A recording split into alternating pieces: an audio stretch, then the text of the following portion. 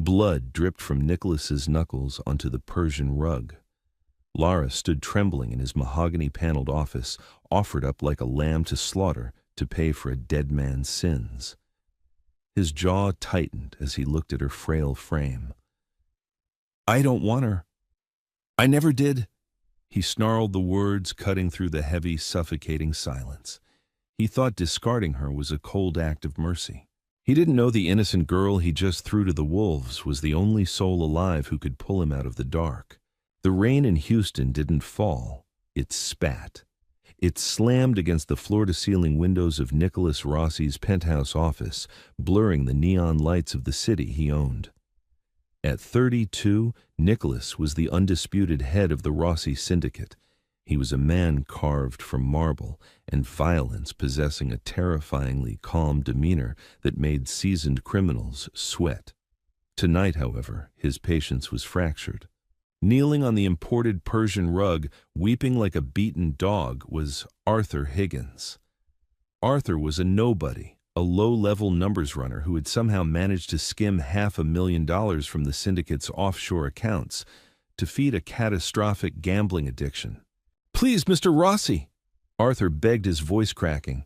He wrung his hands, leaving smears of blood from where Nicholas's enforcers had already educated him on the concept of respect. "I don't have the cash, the tables. They were rigged, I swear to God. But I brought you something better, an asset." Nicholas leaned back in his leather chair, the ice in his whiskey glass clinking softly as he swirled it. "An asset, Arthur. You stole $500,000. Unless you have a deed to a gold mine in your pocket, there is no asset that balances this ledger." Arthur scrambled to his feet, gesturing frantically to the heavy oak double doors. "Bring her in!" He yelled, his voice shrill with desperation. The doors opened. Two massive men in tailored suits stepped aside, revealing a girl. Lara Higgins. She couldn't have been older than 22. She wore a faded, oversized trench coat that looked like it had been bought at a thrift store a decade ago. Her dark, wet hair clung to her pale cheeks, and her hands were clasped tightly in front of her. But it was her eyes that caught Nicholas off guard.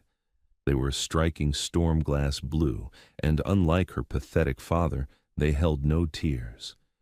She was terrified. He could see the rapid pulse at the base of her throat, but she wasn't breaking. "This is Lara," Arthur stammered, stepping behind her as if using his own daughter as a human shield. "She's smart. Graduated top of her class in accounting well before she had to drop out to help me. She can work for you. She belongs to you now. A life for a life, Mr. Rossi. That clears my debt." Nicholas stared at the scene unfolding before him, a slow, dark disgust curling in his gut. The Rossi family operated in extortion smuggling and protection. They did a lot of things that guaranteed a one-way ticket to hell. But Nicholas drew a hard, uncompromising line at human trafficking. He didn't buy and sell people. He stood up towering over the desk. The sheer physical presence of the man made Lara take an involuntary half-step back. "You brought me your daughter." Nicholas said, his voice a low, lethal rumble that vibrated through the floorboards. "To pay for your degeneracy." "She's yours," Arthur repeated, a sickeningly hopeful smile twisting his bruised face. Nicholas's fist slammed into the desk with the force of a gunshot. Arthur flinched violently. Lara didn't move. "Get him out of my sight!" Nicholas ordered his men, not breaking eye contact with Lara. "Take him down to the docks. Make sure he understands the concept of a permanent exile. If I see his face in Houston again, I won't ask for my money. I'll ask for his lungs." As the guards dragged a screaming, protesting Arthur. From the room, the heavy oak doors clicked shut, leaving Lara alone with the most dangerous man in the city. The silence stretched suffocating and thick. Nicholas poured himself another splash of whiskey, deliberately ignoring her. He expected her to beg. He expected her to drop to her knees and plead for her life, just like her father. "What do you want me to do?" Lara asked.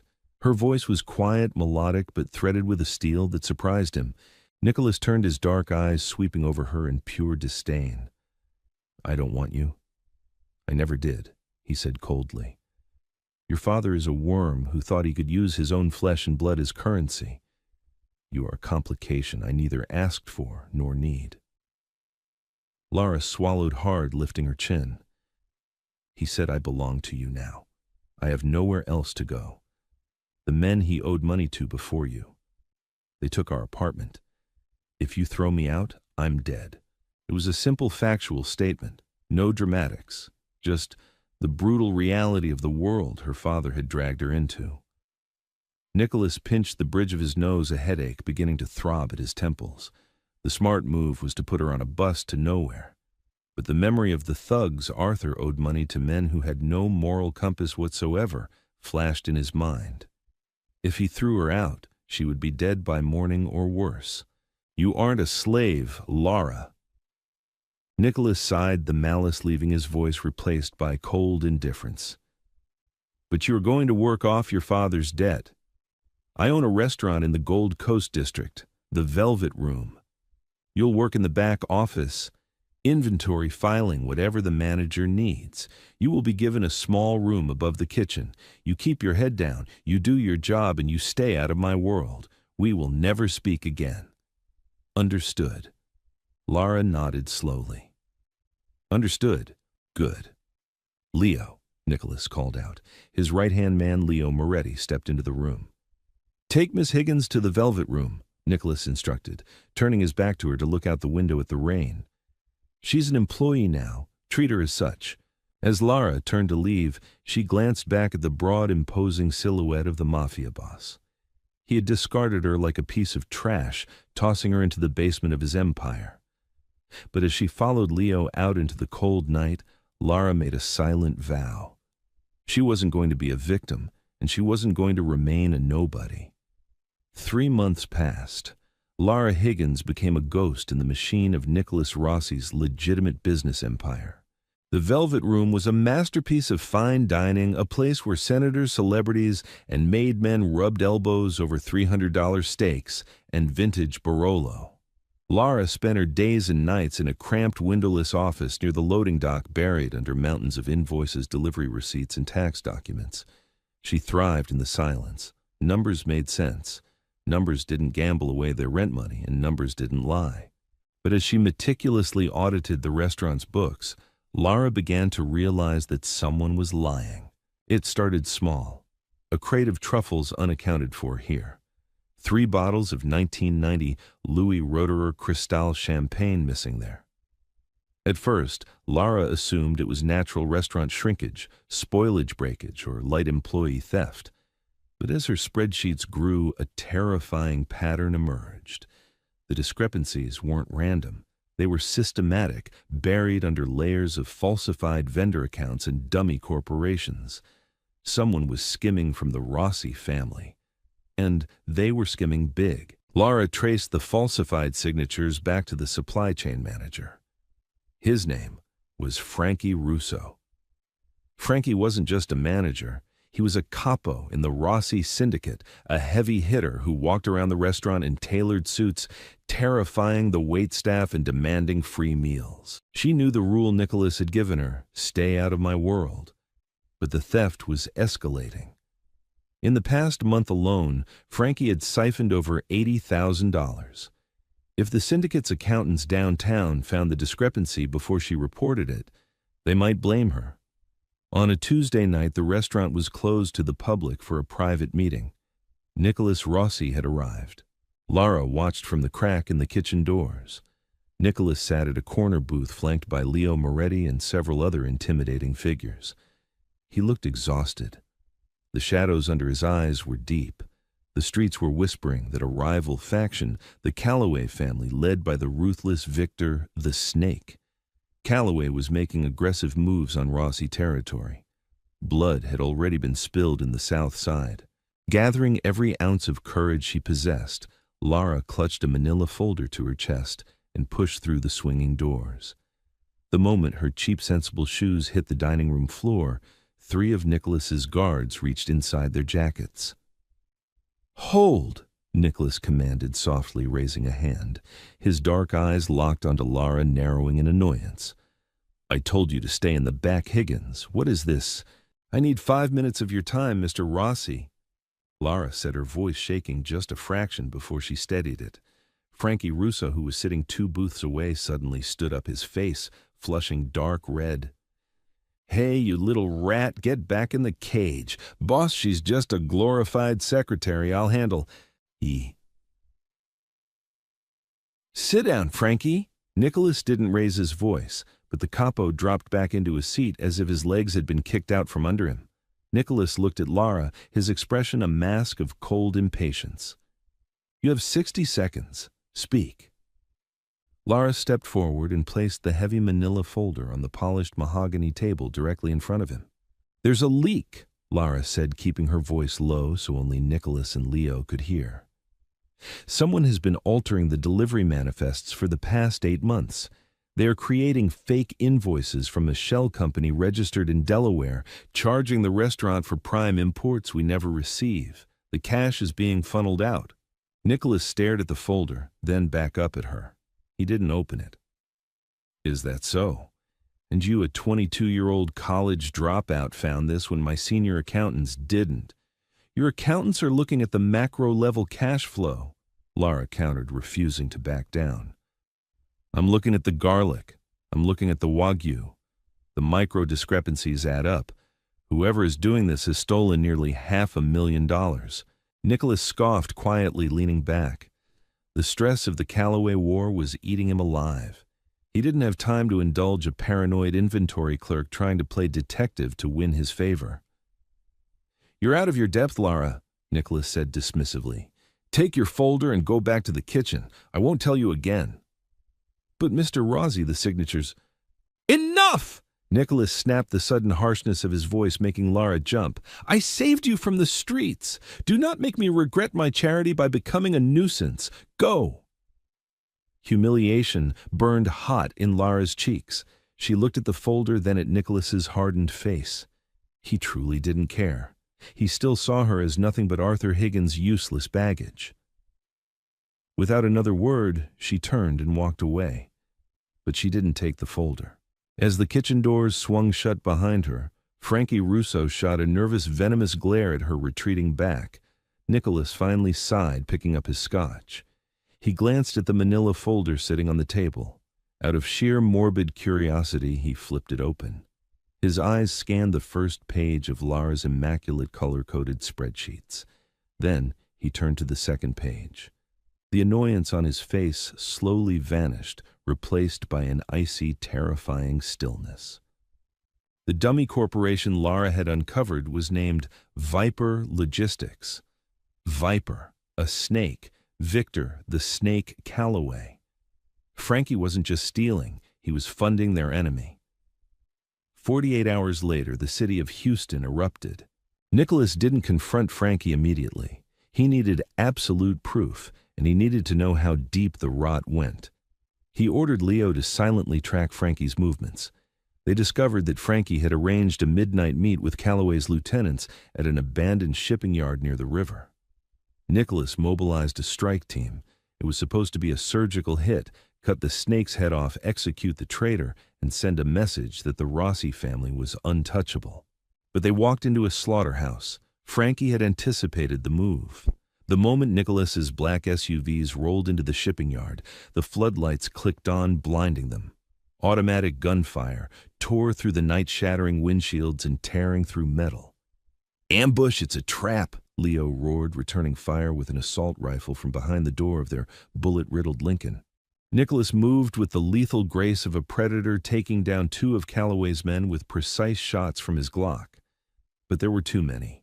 The air was thick with the smell of cordite and copper. Men were falling on both sides. "Leo, fall back, get the men out!" Nicholas shouted over the deafening roar of gunfire. "Not without you, boss!" As Nicholas turned to lay down cover fire for Leo, a shadow emerged from atop a shipping container. Frankie. The traitor held a hunting rifle, his hands shaking as he aimed at the man he had sworn an oath to. Frankie pulled the trigger. The impact felt like being struck by a freight train. The high-caliber round tore through the left side of Nicholas's torso just below his ribs, spinning him violently. He crashed into the wet, freezing mud, his gun sliding out of reach. Pain, white-hot and blinding, consumed him.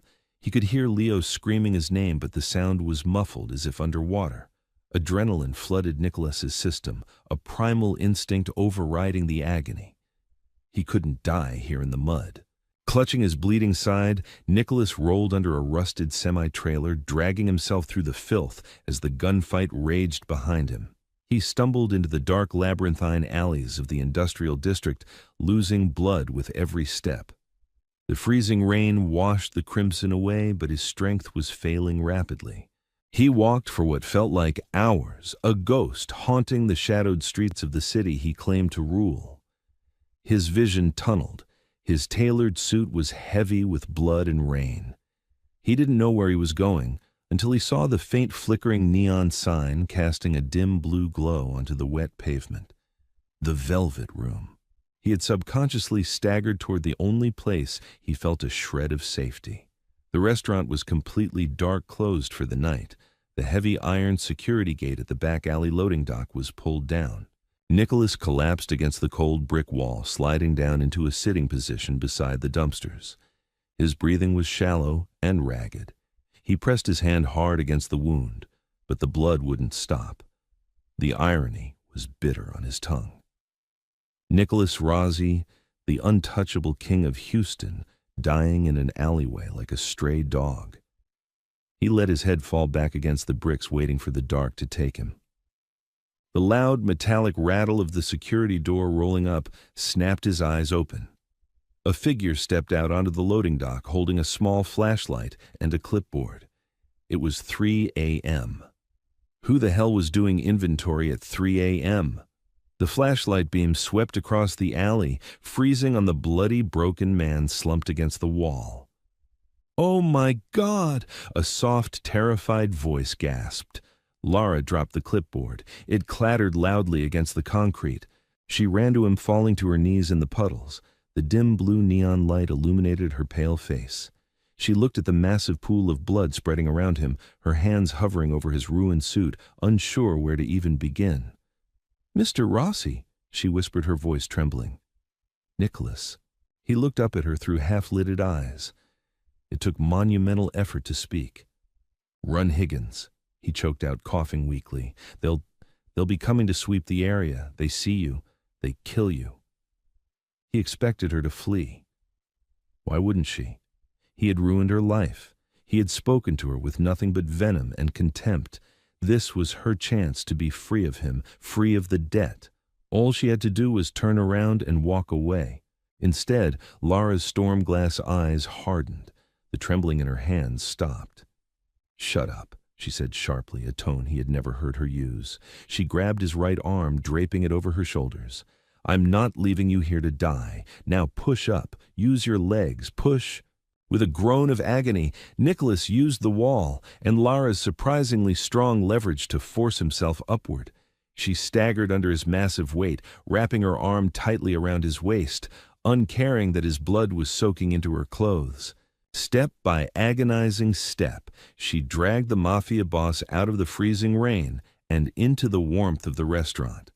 She didn't take him to the office. She took him down a set of stone stairs deep into the underground wine cellar. It was a fortress, solid stone walls, a heavy oak door, and completely soundproof. She lowered him onto the floor between racks of priceless vintage wines. Nicholas's eyes were rolling back. He was going into shock. "Stay awake!" Lara ordered, her voice frantic but focused. She ripped off her own sweater, balling it up and pressing it violently against the bullet wound. Nicholas cried out, his hand flying up to grab her wrist in a vice grip. "I know it hurts, but you are bleeding to death," Lara yelled right in his face, not backing down. "I read your file on Frankie. I know what he did. If you die tonight, Frankie takes over, and Frankie will kill me just for knowing about the books. So you don't get to die, Nicholas. Do you hear me?" Through the haze of pain, Nicholas looked up at the girl he had discarded. Her face was smudged with his blood. Her eyes were fierce, blazing with a desperate, beautiful defiance. She wasn't just a lamb. She was a survivor. "Okay," Nicholas whispered, his grip on her wrist softening. The cold, ruthless Mafia Boss finally surrendered to her touch. "I'm awake, Lara. I'm awake." As she worked frantically to bind his wound in the dim light of the cellar, the world above them burned. But down in the dark, the undeniable tension between the broken king and the girl who saved him was just beginning to spark. The cellar of the Velvet Room smelled of aged oak damp earth and the sharp, overwhelming metallic tang of arterial blood. Nicola's breathing was a horrific, ragged sound, each inhalation a battle against his collapsing lung. Lara's hands were stained crimson up to her wrists. Her ruined sweater, pressed desperately against his side, was entirely soaked through. The dim glow of the single exposed incandescent bulb cast long, nightmarish shadows against the racks of Chateau Margaux and Dom Pérignon. "I can't stop it!" Lara gasped, her voice finally breaking as panic threatened to drown her. "Nicholas, you have to tell me what to do. I can't take you to a hospital. They'll have scouts at every ER in Houston." Nicholas's head rolled to the side, his dark eyes glassy, fighting the encroaching darkness. He lifted a trembling, blood-slicked hand and tapped the breast pocket of his ruined suit jacket. "Phone," he rasped, his voice barely a whisper. "Inside." Lara frantically dug into the pocket, her fingers brushing against the cold, heavy steel of a spare magazine before closing around a sleek black satellite phone. She pulled it out. It was locked with a biometric scanner. She grabbed Nicholas's thumb, pressing it against the screen. The device chimed softly, unlocking to reveal a stark, minimalist interface with only 3 contacts listed. "Call Hayes." Nicholas choked out, his eyes drifting shut. "Tell him, the Velvet Room. Tell him a snake bit me." Lara tapped the name Mitchell Hayes. The phone didn't ring. It clicked straight through to a secure, encrypted line. "I am currently unavailable," a dry, aristocratic voice answered. "Leave a message." "Dr. Hayes?" Lara cried out, her voice echoing off the stone walls. "This is Lara. I'm with Nicholas Rossi. He's been shot. A high-caliber rifle left side just below the ribs. He's losing too much blood. He told me to tell you a snake bit him. We are in the wine cellar of the Velvet Room." There was a pause so long Lara thought the call had dropped. Then the voice returned, stripped of its polite detachment. "I know the location," Dr. Hayes said crisply. "I was the chief of trauma at Rush University Medical Center before Nicholas bought my loyalty. I will be there in 12 minutes. Keep pressure on the wound. If he loses consciousness, elevate his legs. Do not let him sleep." The line went dead. The next 12 minutes were the longest of Lara's life. She dragged 2 wooden crates of vintage Pinot Noir over, violently kicking them over to scatter the priceless bottles so she could use the crates to elevate Nicolas' heavy legs. He was frighteningly pale, his skin cold and clammy. "Nicholas, stay with me," she pleaded, slapping his cheek lightly. "Don't you dare die on me after dragging me into this nightmare. You owe me a life. Remember, you said it yourself." His lips twitched into a ghostly, cynical smile. "Always the accountant," he whispered, "tracking the debt." Before Lara could retort, the heavy oak door at the top of the cellar stairs groaned open. Heavy, hurried footsteps descended. Lara snatched Nicholas's discarded Glock from the floor, aiming it upward with shaking hands. "Put the gun down, Miss Higgins," a tall, silver-haired man said as he stepped into the dim light. Dr. Mitchell Hayes carried 2 massive stainless steel trauma kits. He wore a perfectly tailored trench coat over scrubs. He took one look at Nicholas, and his professional demeanor snapped into high gear. "Good girl, you kept him from bleeding out. Now move." Lara scrambled backward as Hayes dropped to his knees, throwing open the kits. The cellar instantly transformed into a makeshift operating room. "The bullet shattered the 11th rib and fragmented—" Hayes muttered more to himself than to Lara as he injected a massive dose of local anesthetic directly into Nicholas's side. He looked up at Lara, his eyes hard. "I need an assistant. Scrub your hands with that bottle of overproof vodka on the shelf. Now." Lara didn't hesitate. She shattered the neck of a bottle of Belvedere, pouring the burning liquid over her blood-soaked hands. For the next hour, Lara lived a waking nightmare. She held steel retractors, her muscles screaming in protest as Hayes dug into the Mafia Boss's flesh to extract the jagged shards of the bullet. Nicholas was semi-conscious, biting down on a leather wallet to muffle his agonized groans. Every time Lara felt she was going to vomit, she looked at Nicholas's face. The man who had dismissed her as a pathetic piece of collateral was enduring unimaginable pain with a stoic, terrifying willpower. "Got it?" Hayes finally declared, dropping a mangled, bloody piece of lead into a steel basin. It clattered loudly. "Miss Higgins' suture kit, hand it to me." By the time Hayes finished stitching the wound and packing it with hemostatic gauze, the sun was beginning to rise over Houston, sending slivers of gray light through the street-level grates above.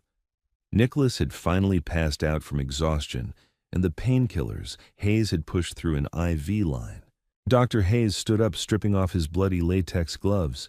He looked at Lara, his expression softening slightly. "He will survive, but he cannot be moved for at least 48 hours. If that wound tears open, he'll bleed to death internally before I can reach him again." "Thank you, doctor," Lara whispered, sinking onto an overturned crate. "Don't thank me yet," Hayes replied, packing his kits. "The city is tearing itself apart up there. The news is reporting a shootout at the docks. Rumor on the street is that Nicholas Rossi is dead, and Frankie Russo has assumed the position of acting boss. If Frankie finds out Nicholas is breathing, he won't send a sniper next time. He'll send arsonists to burn this building to the ground." Hayes walked up the stairs, pausing at the door. "Keep him quiet, keep him hidden. I'll return tomorrow with antibiotics." As the heavy door clicked shut, Lara looked down at the sleeping king of Houston. The empire above them had fallen, but in the dark, she was the only guard he had left. The next 48 hours tested the absolute limits of Lara's sanity. The Velvet Room remained closed. A handwritten sign on the front door, courtesy of Frankie Russo's orders, cited emergency plumbing repairs. In reality, the restaurant had become a staging ground for the traitors. During the day, Lara could hear the heavy thud of boots on the hardwood floors directly above the cellar. Frankie was using the private dining rooms to hold court with the capo regimes who had flipped to his side. Nicholas drifted in and out of a feverish sleep. His body was fighting a massive infection, his temperature spiking dangerously high. Lara sat beside him on a makeshift bed of winter coats she had stolen from the cloakroom, wiping his forehead with a damp cloth, forcing him to sip water and take the antibiotics Dr. Hayes had left. "Leo," Nicholas murmured during a bout of delirium, his hand gripping Lara's wrist tightly. "Where is Leo?" "I don't know." Lara hushed him softly, brushing his dark hair back. "You have to rest, please, Nicholas." On the night of the second day, Nicholas's fever finally broke. His breathing leveled out and the unnatural flush left his cheeks. Lara, utterly exhausted, had fallen asleep sitting against the wine rack, her head resting near his shoulder. She woke up to the feeling of a heavy, warm hand gently touching her cheek. Lara gasped, her eyes flying open. Nicholas was awake. His dark eyes were clear, sharp, and focused entirely on her. "You're still here," he stated. It wasn't a question. It was a realization laced with profound disbelief. "I didn't have anywhere else to go," Lara deflected, sitting up quickly and smoothing down her wrinkled, stained clothes. "How do you feel?" "Like I was hit by a Mack truck." Nicholas grunted, wincing as he tried to shift his weight. He looked around the cellar, taking in the blood-stained floor, the medical supplies, and the IV pole fashioned from a mop handle. Then he looked back at her. "You saved my life." "Dr. Hayes did most of the work," she replied quietly. "Hayes is a contractor. He works for money. You stayed when you could have walked away. You stayed when you had every reason to let me rot." Nicholas's voice dropped, becoming a low, rough rumble. "I treated you like garbage, Lara. I dismissed you, and you pulled me from the mud." Lara held his gaze, refusing to look away. "I told you, Mr. Rossi, I'm not a victim, and I don't let debts go unpaid. You kept me off the streets. Now we're even." A ghost of a smile touched Nicholas's lips. "Nicholas. Call me Nicholas." Suddenly, the heavy thud of footsteps echoed from the ceiling above them. They both froze. They're upstairs, Lara whispered, leaning in close so her voice wouldn't carry. Frankie has been holding meetings all day. He's taken over the syndicate. Nicholas's eyes darkened with cold, murderous rage. Frankie is a dog who doesn't know how to lead the pack. He'll run the family into the ground. Worse, Lara said, reaching for a sleek silver laptop she had smuggled down from her office. She opened at the screen, illuminating their faces in the dark. I've been monitoring the restaurant's mainframe. Frankie isn't just taking over, he's liquidating.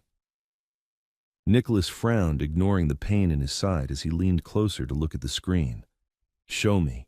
Lara brought up a heavily encrypted spreadsheet. When I audited the books, I found the dummy corporation Viper Logistics. But once you got shot, Frankie got sloppy. He stopped hiding his tracks. Over the last 24 hours, he initiated massive wire transfers from the Rossi Syndicate's legitimate holding companies. He's funneling it all through the Cayman National Bank.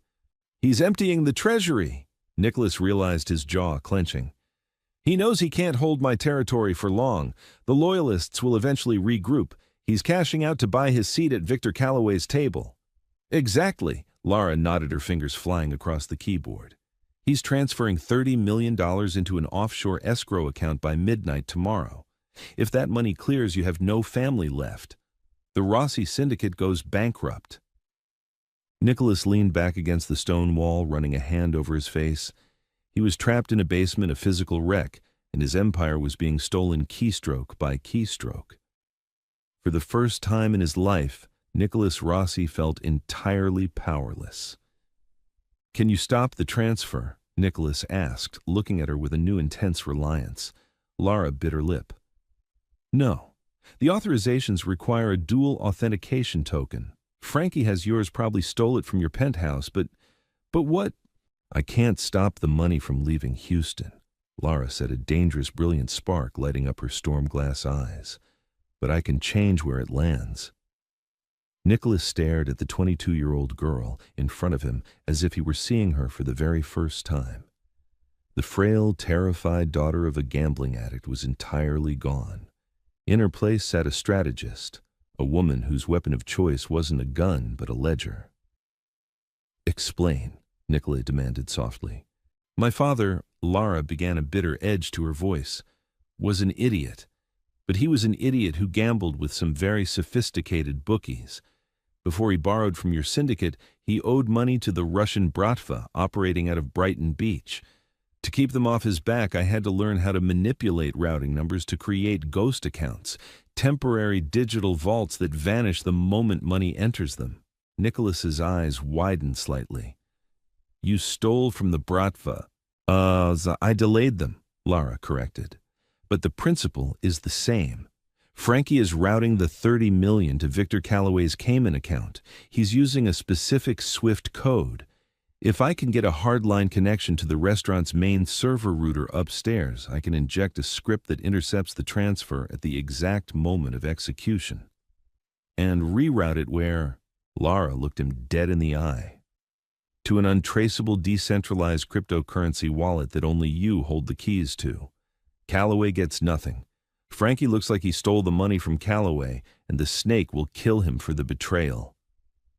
It was brilliant. It was ruthless. It was a mafia execution carried out via a keyboard. Nicholas let out a low, rough laugh, though it ended in a grimace of pain. And to think I put you in a windowless office doing inventory. You underestimated me, Lara said simply.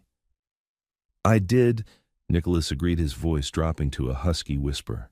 He reached out his large, calloused hand, wrapping gently around hers. His thumb brushed against her knuckles. The physical contact sent an unexpected shockwave through Lara's system. I won't make that mistake again, Lara, but you're talking about going upstairs, into the den.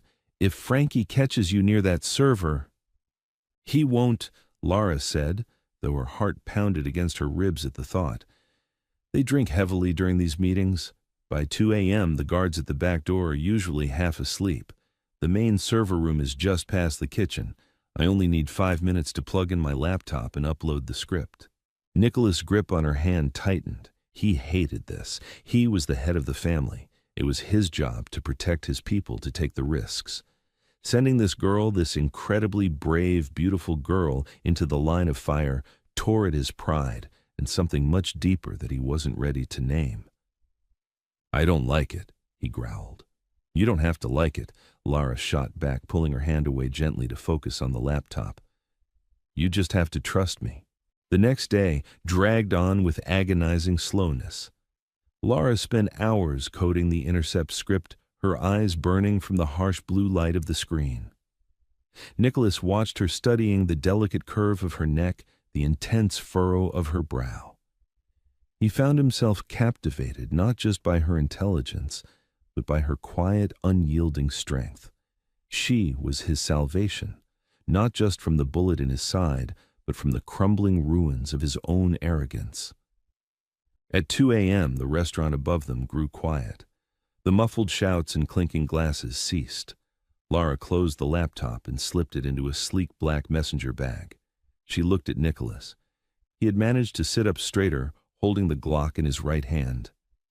5 minutes. "Lara," Nicholas warned, his voice deadly serious. "If you aren't back down those stairs in 5 minutes, I am coming up there, torn stitches or not." "Stay put," she ordered, giving him a small, reassuring smile. Lara slowly unlatched the heavy oak door. It creaked in protest, but the sound was swallowed by the hum of the restaurant's industrial refrigerators. She slipped out into the dark hallway. The air was thick with the smell of stale cigar smoke and spilled whiskey. She moved silently, her socks gliding over the hardwood floor. She passed the kitchen, throwing a quick glance toward the loading dock. A single guard sat in a chair, his head thrown back, snoring softly. Lara crept past him, reaching the heavy steel door of the server room. It was locked. She pulled a master key from her pocket, a perk of being the inventory manager, and slid it into the lock. It clicked with a heart-stopping clack. She froze. The guard shifted in his chair, muttering something in his sleep, but didn't wake.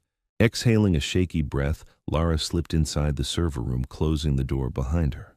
The room was freezing, filled with the hum of cooling fans and the blinking green lights of the Rossi Syndicate's digital nervous system. She opened her laptop, plugging a thick Ethernet cable directly into the main router. Her fingers flew across the keyboard, bypassing the restaurant's basic firewalls. Uploading intercept script. 10%. 30%. Sweat beaded on her forehead despite the cold room. She watched the progress bar crawl. The wire transfer to Callaway was scheduled to automatically execute at 3 a.m. It was currently 2:14 a.m. 70%, 90%, upload complete. Lara let out a breath she felt she had been holding for days. She had done it. She packed up her laptop, ready to slip back down to the safety of the cellar. But as she reached for the door handle, she heard voices. They were loud right outside the server room. "Eat, found him bleeding out in a safe house near the river," a gruff voice said. "Does Frankie know?" another asked. "Yeah, he's furious. Says to bring him to the main dining room. He wants to interrogate him before he puts a bullet in his head." Lara pressed her ear against the freezing steel door, her blood turning to ice. "The guy is tough, I'll give him that," the first voice chuckled. "Leo Moretti doesn't break easily." Lara slapped a hand over her mouth to muffle a gasp. Leo, Nicholas's right-hand man. He wasn't dead. He had survived the ambush at the docks, but Frankie's men had found him, and they were bringing him here to execute him. Lara had a choice. She could wait for the men to leave, slip back down to the cellar, and tell Nicholas that Leo was about to die. But by the time Nicholas dragged himself up the stairs, it would be too late, or she could do something incredibly stupid. Lara looked at the heavy fire extinguisher mounted on the wall next to the server racks. She took a deep breath, the accountant fading away, replaced entirely by a soldier of the Rossi family. Lara gripped the heavy red fire extinguisher, her knuckles turning white. She pulled the metal safety pin with her teeth, spitting it onto the server room floor. Her heart hammered against her ribs like a trapped bird. She wasn't a killer. She wasn't a mobster. She was an accountant who preferred spreadsheets to shotguns. But the man bleeding out in the cellar needed his general, and Lara was the only one who could deliver him. She pressed her ear against the freezing steel door. The heavy, dragging footsteps grew louder. "Keep him moving," the gruff voice ordered. "Frankie is waiting in the main dining room. He wants to do it on the plastic tarp so the carpets don't get ruined." "I'm gonna rip Frankie's throat out with my teeth," a raspy, blood-choked voice spat back. "Leo." Lara took a deep breath, shoved the heavy steel door open, and stepped directly into the hallway. The two guards froze in absolute shock. They expected an ambush by rival hitmen, not a 22-year-old girl in a blood-stained skirt holding a fire extinguisher. Lara didn't give them a chance to process. She squeezed the trigger. A massive, deafening hiss filled the narrow corridor as a blinding cloud of thick white chemical foam erupted from the nozzle. "What the hell?" The first guard screamed, dropping Leo's arm to claw at his burning eyes. Lara lunged forward through the whiteout. She swung the heavy metal cylinder with every ounce of strength her adrenaline-fueled body could muster. It connected with the side of the second guard's head with a sickening crack. He crumpled to the floor instantly. The first guard, still blinded and choking on the foam, reached blindly for the pistol at his waistband. Lara didn't think. She just reacted. She threw the empty fire extinguisher directly at his chest, knocking the wind out of him, then kicked him squarely in the groin. He went down gasping for air. Leo Moretti, his face a bruised and bloody mess, stared up at her from the floor, his hands still zip-tied behind his back. "Higgins?" Leo coughed, his eyes wide with utter disbelief. "What? How? Can you walk?" Lara demanded, dropping to her knees and pulling a pocket knife from her messenger bag to saw frantically through his plastic restraints. "Yeah," Leo grunted, wincing as his hands were freed. He grabbed a fallen pistol from the groaning guard. "But we need to get out of here. Frankie has a dozen men upstairs." "Follow me," Lara whispered, grabbing his arm and pulling him toward the kitchen. They moved like ghosts through the shadows of the restaurant, slipping past the still sleeping guard at the loading dock and descended the stone stairs into the wine cellar. When Lara pushed the heavy oak door open, Nicholas had his Glock leveled at the entrance. The moment he saw Leo, the tension drained from his face, replaced by a profound, exhausted relief. He lowered the weapon. "Boss!" Leo breathed, hurrying over to where Nicholas was propped up against the wine racks. "They said you were dead. The whole city thinks you're in the river. Takes more than a traitor with a rifle to drown me, Leo." Nicholas said, his voice weak but laced with steel. His dark eyes shifted to Lara. He saw the chemical foam clinging to her hair, the wild look in her storm-glass eyes. "What did you do, Lara?" "I improvised," she said breathlessly, dropping her messenger bag and opening her laptop. The screen cast a blue glow over her face. "It's 2:58 a.m., 2 minutes until Frankie's wire transfer goes through." Leo looked between the two of them, utterly bewildered. "Wire transfer boss Frankie has taken over the syndicate. He's up there drinking your scotch and dividing your territory." "He's liquidating," Nicholas corrected grimly, wincing as he shifted his weight. "He's stealing $30 million from the legitimate holding companies to buy a seat with Victor Calloway, but Lara is about to relieve him of his retirement fund." Leo stared at the petite girl typing furiously on the keyboard. "You done," Lara announced, hitting the final key with a sharp clack. At precisely 3 a.m., the script executed. In the penthouse office of Victor Calloway across the city, an expected notification of a $30 million deposit failed to arrive. In the cellar of the Velvet Room, Lara watched the progress bar on her screen flash green. Transfer rerouted. Wallet balance updated. "It's over," Lara breathed, turning the laptop so Nicholas could see. $30 million sitting in a decentralized wallet that only you can access. Frankie just sent empty air to the Caymans.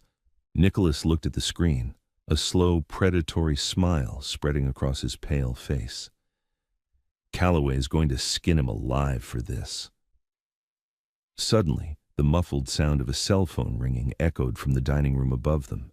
It was faint, but in the dead silence of the night it was unmistakable. A moment later the ringing stopped. Then came the scream. It was a howl of pure, unadulterated terror and rage. It was Frankie. "Calloway just called him.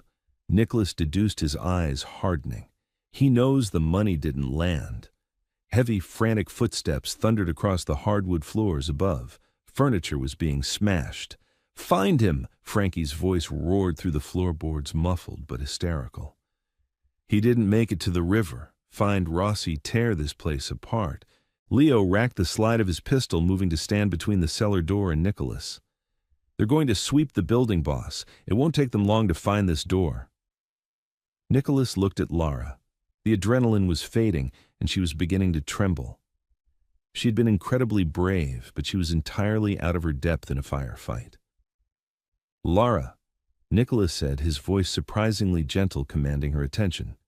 "Get behind the wine racks. Do not come out until I tell you." "But Nicholas, you can't." "Do as I say," he ordered the Mafia Boss, returning to the surface. "You saved my life, and you saved my empire.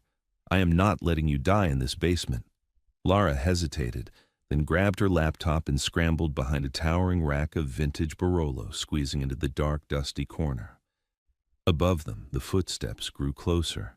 The heavy wooden door at the top of the stairs rattled violently as someone yanked on the handle. "Hey, this door's locked from the inside!" a voice shouted. "Break it down!" Frankie screamed. Nicholas forced himself up, using a wooden crate for leverage. The pain in his side was blinding, a white-hot agony that threatened to send him back into shock. He ignored it. He was the king of Houston. He would not die sitting down.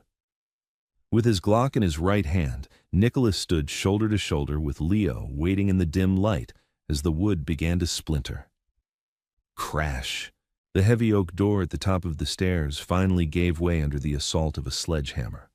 Wood splinters rained down the stone steps. The beam of high-powered tactical flashlights pierced the gloom of the cellar, sweeping wildly across the racks of priceless wine. "Go, go, go!" Frankie's voice bellowed from the hallway. 3 heavily armed men rushed down the narrow stone staircase, their assault rifles raised.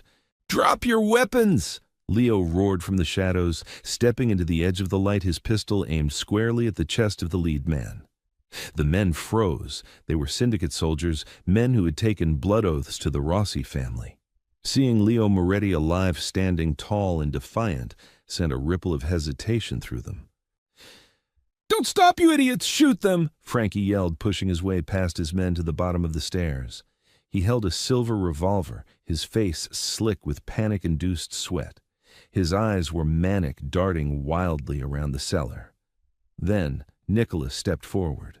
He looked like a nightmare. His tailored suit was a ruined, blood-soaked rag. His face was pale, shadowed by days of fever and pain, but his dark eyes burned with an icy, lethal authority that sucked the oxygen out of the room. He didn't raise his gun. He simply stood there, a towering monument to violence and power. "Hello, Frankie," Nicholas said. His voice wasn't a shout. It was a low, terrifying rumble that echoed off the stone walls. The 3 syndicate soldiers lowered their rifles instinctively. This was their boss. This was the man who had built them, fed them, and protected them. "Don't listen to him!" Frankie shrieked, aiming his revolver directly at Nicholas's chest. "He's weak. He's dead. The Rossi family is mine now." "Is it?" Nicholas asked calmly, leaning slightly against a wine barrel to mask his trembling legs. "Because from where I'm standing, Frankie, you look like a dead man walking." Frankie laughed, a high, hysterical sound. "I have the men, I have the guns." "But you don't have the money," Nicholas countered smoothly. Frankie's face went completely white. His hand shook. How do you know about that?" Nicholas looked at the 3 soldiers. "Your new boss tried to sell you out. He liquidated the holding companies. He was trying to wire $30 million to Victor Calloway in exchange for amnesty and a seat at his table. He was going to leave all of you here to rot when the feds and the rival families came to pick over the bones of my empire." The soldiers exchanged uncertain, angry glances. One of them, a massive enforcer named Carmine, looked at Frankie. "Is that true? You were giving the war chest to the snake." "He's lying!" Frankie screamed, spittle flying from his lips. "Shoot him! Calloway just called you, didn't he, Frankie?" Nicholas pushed his voice, turning cruel. "He's angry. The money didn't arrive, because I have it. I intercepted the transfer. Frankie stared at Nicholas, his mind fracturing. He was trapped. If he killed Nicholas, he got no money, and Calloway would kill him for failing to deliver the bribe. If he didn't kill Nicholas, he was dead anyway. Carmine, Nicholas said quietly, never taking his eyes off Frankie.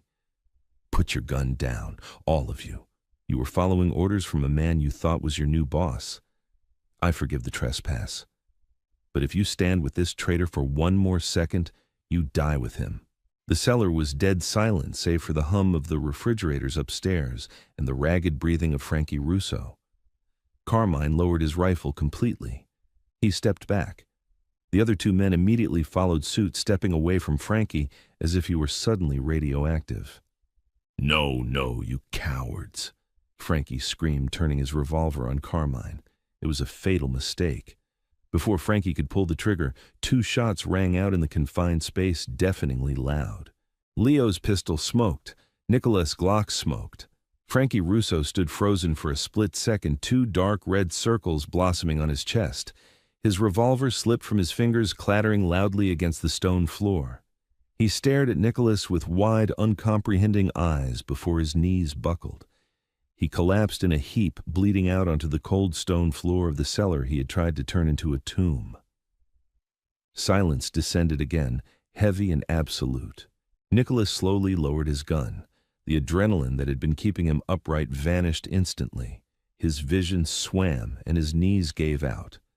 "Boss!" Leo yelled, lunging forward to catch Nicholas before he hit the ground. From the shadows behind the vintage Barolo, Lara emerged. She ran to Nicholas's side, uncaring of the dead man bleeding out nearby. She dropped to her knees, grabbing Nicholas's face, her thumbs brushing across his cheekbones. "Nicholas, stay awake!" She pleaded, her voice cracking. He looked up at her, the cold, ruthless mafia boss fading away, leaving only the man she had saved. He reached up, his bloody hand resting over hers against his cheek. "We did it, Higgins," he whispered, a faint smile touching his lips before his eyes rolled back and he lost consciousness completely. 3 weeks later. The rain in Houston had finally given way to clear, crisp autumn skies. The city hummed with life, completely oblivious to the war that had been fought and won in its shadows. Nicholas stood by the floor-to-ceiling windows of his penthouse, looking out over the skyline. He wore a crisp white button-down shirt, unbuttoned at the collar, and dark trousers. He moved a little stiffly, leaning slightly on a silver-tipped cane to keep weight off his healing side, but the color had returned to his face. He was once again the undisputed king of Houston. Victor Calloway was dead, found in the trunk of a car at O'Hare Airport. With the $30 million safely secured and the traitor eliminated, Leo had rallied the Rossi loyalists and crushed the Calloway faction in a matter of days. The empire was secure, but the penthouse felt remarkably empty. The heavy mahogany doors to his office opened, and Leo stepped in. "The shipping unions agreed to our terms," Leo reported, dropping a thick file onto the desk. He hesitated for a moment, watching his boss. "Also, the driver is waiting downstairs." Nicholas turned slowly. "Is she packed?" "Yes, boss. She cleared out the room above the restaurant an hour ago. She has 2 suitcases. Leo paused, his voice softening. "You're really just going to let her leave after everything she did?" Nicholas looked back out the window, his jaw tightening. "She's not a criminal, Leo. She's an accountant, a civilian. She got dragged into this life because of her father's sins. The debt is paid. The ledger is clear. She deserves to go back to the light where she belongs." "With all due respect, boss," Leo said, turning to leave, "she didn't look like a civilian when she bashed my guard's head in with a fire extinguisher." The doors clicked shut, leaving Nicholas alone with the agonizing truth. He didn't want her to go. The thought of never seeing those storm glass eyes again, of never hearing her sharp, defiant retorts, felt like a bullet to the chest, far worse than the one Frankie had put in him. But he was darkness, and she was light. Keeping her would be the most selfish act of his life. Downstairs, a sleek black town car was idling by the curb. Lara stood on the sidewalk holding a small travel bag. She wore a simple beige trench coat, her dark hair blowing gently in the autumn wind. The driver was loading her 2 suitcases into the trunk.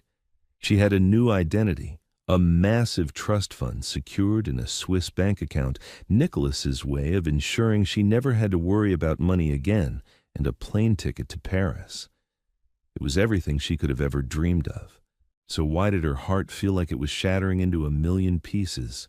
"Ready to go, Miss Higgins?" the driver asked gently, holding the back door open for her. Lara looked up at the towering glass facade of the Rossi penthouse. She couldn't see him, but she knew he was up there. He hadn't even come down to say goodbye. He had sent Leo with the money and the tickets. It was a clean professional severance. "Yes," Lara whispered, her throat tight with unshed tears. "I'm ready." She climbed into the back seat, the heavy leather door shutting with a hollow thud. The car pulled away from the curb, merging into the bustling Houston traffic. Lara closed her eyes, letting a single tear slip down her cheek. It was over. She had survived. 10 minutes later, the town car suddenly pulled to the side of the road, stopping near a quiet park overlooking Lake Michigan. Lara opened her eyes, frowning. "Is something wrong?" "The airport is the other way." The driver didn't answer. He simply unlocked the doors and stepped out of the car, walking away down the pavement. A moment later, the opposite rear door opened, letting in a rush of cold air. Lara's breath hitched. Nicholas slid into the back seat next to her. He was close enough that she could smell his cologne sandalwood and expensive whiskey. He leaned his cane against the seat in front of them, turning his dark, intense eyes onto her. Lara stammered, completely caught off guard. "What are you doing here? Leo said you were in a meeting." "I lied to Leo," Nicholas said smoothly. "But the driver works for me," Nicholas interrupted. Lara glared at him, a spark of her old defiance flaring up. She swiped the tear from her cheek angrily. "Is this a joke to you? You put me in a car, you send me away without even a goodbye, and now you ambush me on the way to the airport." "I was trying to do the right thing," Nicholas said, his voice dropping, losing its authoritative edge. He looked suddenly vulnerable, a king laying down his crown. "I was trying to let you go. You belong in Paris, Lara. You belong in art galleries and cafes, not dodging bullets in a wine cellar." "You don't get to tell me where I belong," Lara fired back, her chest heaving. "I make my own choices, and my choice was to stay and fight for you." Nicola reached out his large hand, gently wrapping around hers. The warmth of his touch sent a familiar jolt through her system. "Do you remember the first night you were brought to my office?" Nicholas asked softly. Lara swallowed hard, looking down at their joined hands. "Yes, you were horrible. I told you that I didn't want you, that I never did." Lara flinched slightly. "I remember." Nicholas lifted his free hand, his fingers brushing a stray lock of hair behind her ear. His touch was incredibly gentle, a stark contrast to the violence he was capable of. "I don't want you. I never did." Nicholas repeated, his dark eyes locking onto hers with a burning, undeniable intensity. "Because want implies a fleeting desire. It implies something you can live without once the novelty fades." Lara's breath caught in her throat. She couldn't look away from him. "I don't want you, Lara," Nicholas murmured, leaning in closer, his lips hovering mere inches from hers. "I need you. You are the only light in my dark world. You pulled me from the mud, and you saved my soul.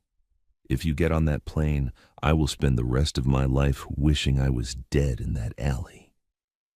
A sob broke from Lara's lips. All the fear, all the tension, all the unsaid words of the past 3 weeks shattered in an instant. "Then ask me to stay," she whispered, tears freely falling down her cheeks. "Stay," Nicholas pleaded, his voice a rough, desperate rasp. "Stay with me. Rule this city with me." Lara didn't answer with words. She closed the distance between them, pressing her lips desperately to his. Nicholas groaned, wrapping his arms around her waist and pulling her across the seat and onto his lap, uncaring of the dull throb in his side. He kissed her with all the pent-up passion, terror, and love of a man who had finally found his salvation. The Mafia king had been brought to his knees not by a bullet, but by the storm-glass eyes of the girl he thought he could throw away. Wow, what an incredible ending. From a terrifying debt to a powerful empire, ruled by the king and his brilliant Queen Lara, and Nicholas's story proves that sometimes the very thing we try to throw away becomes our absolute salvation. We hope you loved this heart-pounding mafia romance drama as much as we love telling it. If this story kept you on the edge of your seat, please give this video a huge thumbs up. Don't forget to share it with your friends who love a good twist. And absolutely hit that subscribe button so you never miss another epic, thrilling tale from our channel. See you next time.